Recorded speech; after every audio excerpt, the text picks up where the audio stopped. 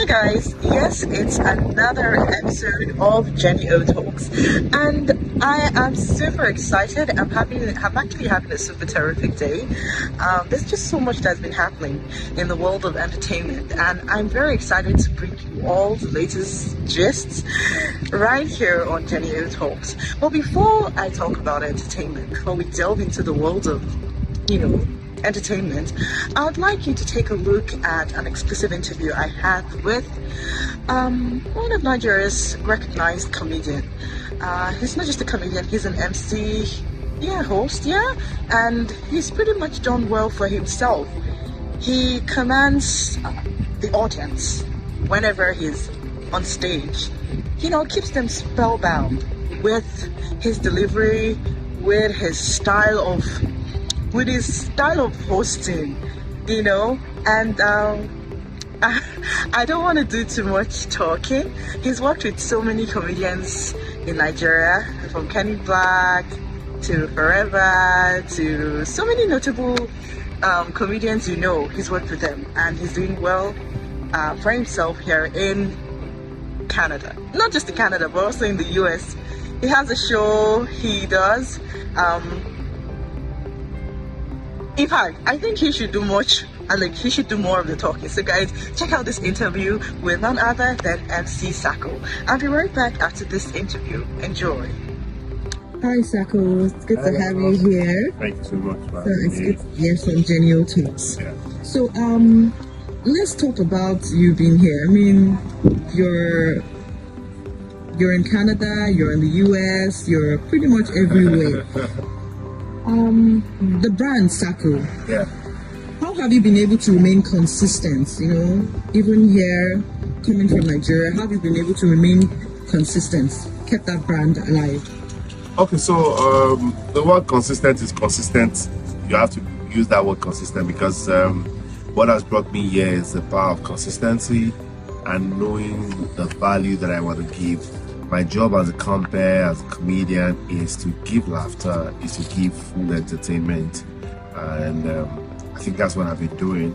Just that I've been doing it now more of the international scene because of some decision that I took 2 years ago. I'm grateful to God. I tell you the truth, the gift was given to me by God. Yes, I had to nurse it. I had to go to school to learn presentation skills. I had to submit myself to mentorship, making me see beyond where I am. So I think, and also relating, so far I would have been able to do it by myself without the power of referrals. People have been referring me, mentioned my name in places that I don't even know exist. I think, so far I think that's what helped me. I was in Maryland on Wednesday, and I got into Toronto yesterday for an event. I'm in Ottawa now. And the assignment is just take humor and compare, to the world, to the end of the world. Okay, moving forward, let's talk about your show. Yes. Amsterdam Hot Slap. I mean, it's coming up pretty soon, and there's a lineup, and you've already had a string of shows. Yes. Let's talk about what to expect and how you're going to move forward. What's next after that? And now you're here, you're in this part of the world. Yes. What more should we expect from the brand? Okay, so I had 2 shows back in Nigeria, and then when I got here, like I said, I targeted Halifax Must Laugh. It's not about me, it's the fact that we want to laugh. All right, we're not targeting, not certainly made for Africans. It's Amsterdam here, anywhere you're in Halifax, yes, you must laugh. So that's how we started out. We had about 250 to 300 people the first edition, and then when I was posting the review, someone that I hosted a birthday reached out to me and said, why don't we have Amsterdam? I said, let's talk about it. And then we spoke about it that same day, and the rest is history. My next month, which is September, will be in Amsterdam, to give out humor, to bring, it's called the Nigerian Experience, the Nigerian, so we have the likes of Kenny Black, the likes of Forever, Damola, they're all my guys who will take in humor, to Europe. So we are tentatively, Amsterdam has been confirmed. We're looking forward to another Sunday, that can take another, state or another area where we can take it to. So as we do, we'll be in Belgium on Friday for for a friend for one of my cousin's wedding, and then on Saturday we have Amsterdam Must Laugh. And who knows? We could do France Must Laugh, we could do Rome Must Laugh. We're still trying to roam around it to see how we get it. Nice twist to it, roll around. Yeah. Okay, so your fashion sense. I mean, I saw you at the event, and you always keep up to match the atmosphere. So how do you maintain a very fashionable lifestyle? Especially as an MC, event host. And Yes, what do you have in mind when you're going out for? Yeah, so as an event host, then before you open your mouth, they look at you, they size you up. A decision has been made about you in split seconds to see, okay, and we look toward the lips, toward the shoe, towards the clothes. For me, I want to come out. I've always wanted to. Growing up, I realized, especially when I got to the industry, I thought of one of the reasons how I can get to was dressing fine, and that is something that even if my wife feels that I've gone down below 50% in my dressing, but that was one of the things that got our attention.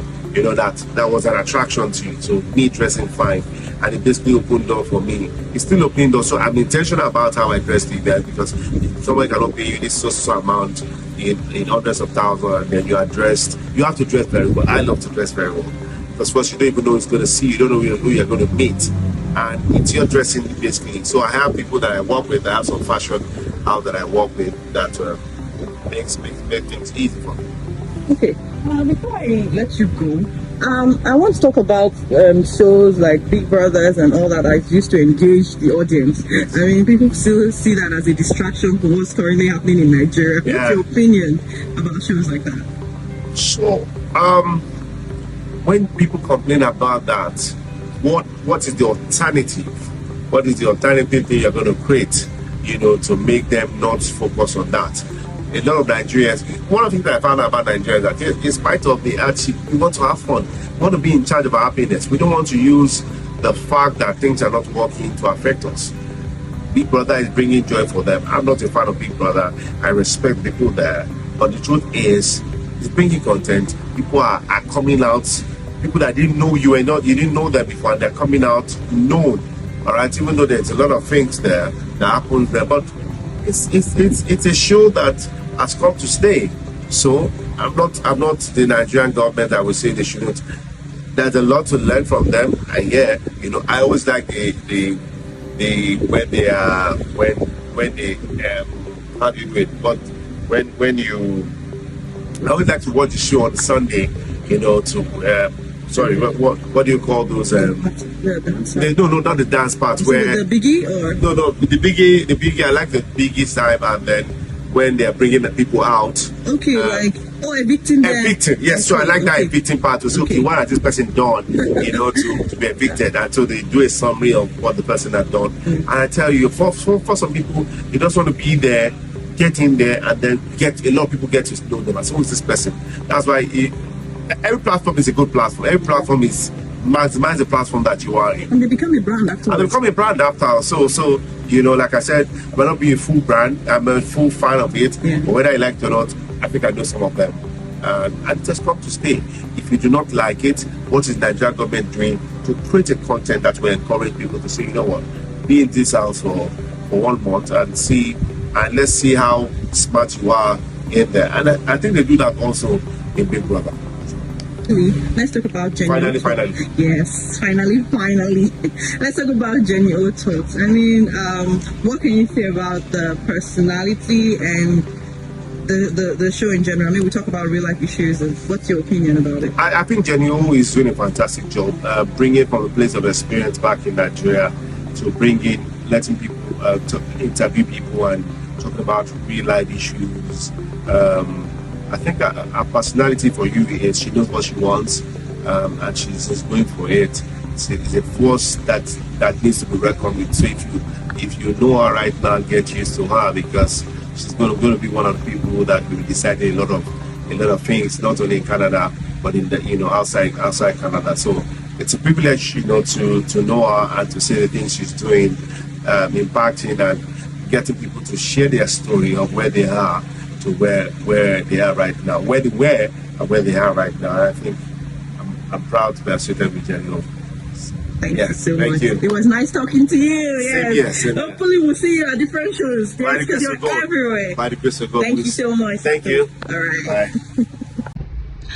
Okay, welcome back. This is still Jenny O Talks, and I'm your homegirl Jenny O, bringing you all the nitty gritty in the world of entertainment. And today I shared a little bit of what's been going on in the world of MC Saco.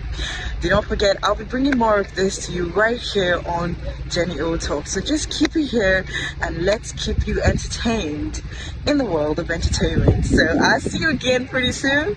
It's a wrap from here, from me to you. We're drawing the curtain and calling it a day. Until I come your way again, keep watching Jenny O Talks with your homegirl, Jenny O.